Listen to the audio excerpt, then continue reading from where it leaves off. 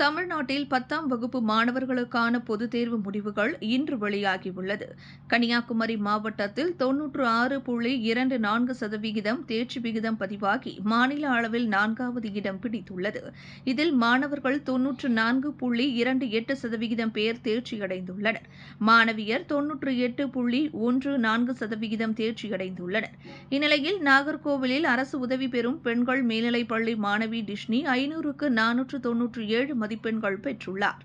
பின்னர் மாணவி டிஷ்னி செய்தியாளர்களிடம் கூறும்போது, எனது தந்தை பைக்கடையில் வேலை பார்த்து கஷ்டப்பட்டு என்னை படிக்க வைத்ததாகவும், இந்த மதிப்பெண்கள் பெற்றதற்கு கடவுளுக்கு நன்றி தெரிவிப்பதாகவும், நான் நன்கு படிக்க உதவிய எனது பள்ளி தலைமை ஆசிரியர், ஆசிரியர்களுக்கு நன்றி தெரிவிப்பதாகவும், நான் கைபேசி மற்றும் தொலைக்காட்சி பார்ப்பது இல்லை, அதனால்தான் நன்கு படித்து இந்த மதிப்பெண்கள் பெற்றதாகவும், அடுத்து கணித அறிவியல் படிக்க உள்ளதாகவும் கூறினார்.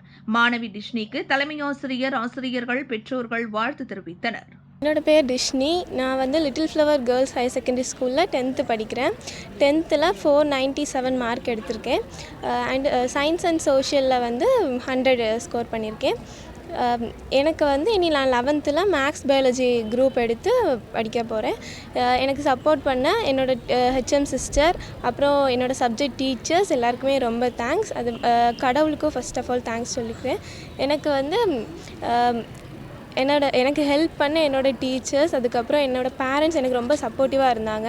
என்னோடய ஹெச்எம் சிஸ்டரோட மோட்டிவேஷனால் நான் இவ்வளோ தூரம் படித்து இவ்வளோ மார்க் ஸ்கோர் பண்ணியிருக்கேன். எனக்கு ரொம்பவே ஹாப்பியாக இருக்குது. அப்பா ஆசாரிப்பள்ளமில் பேக் கடை வச்சுருக்காங்க.